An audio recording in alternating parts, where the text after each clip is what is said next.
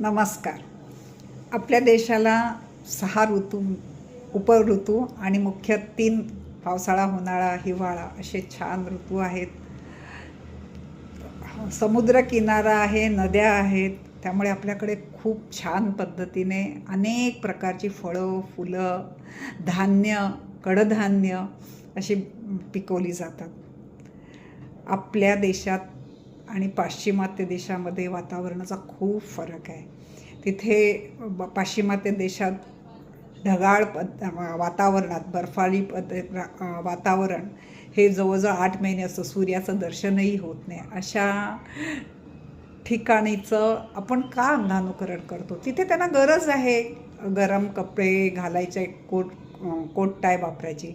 आपण मात्र इथे गरमीतसुद्धा त्यांचं अंधानुकरण करून कोट टाय घालून लग्नामध्ये नाचतो. गरज आहे का?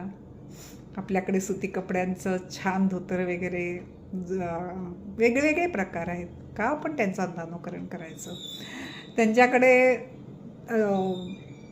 इलाज नाही म्हणून त्यांना पिझ्झा बर्गर वगैरे खावं लागतं. आपल्याकडे 56 भोग अनेक प्रकारची पक्वानं असताना का आपण 400 रुपयाचं पिझ्झा मागवून खायचा? त्यांच्याकडे मार्केटची सोय व्यवस्थित नसल्यामुळे किंवा दूर असल्यामुळे आठवड्याचा 15 दिवसाचा बाजार एकत्र आणून भरलं जातं. आपल्याकडे पावलापावलावर बाजार असताना का आपण फ्रीजमध्ये आणून सडवून त्या भाज्या खायच्या? रोजच्या ताज्या भाज्या आणून किंवा 4 दिवसाच्या आणून खाऊ नाही शकत का?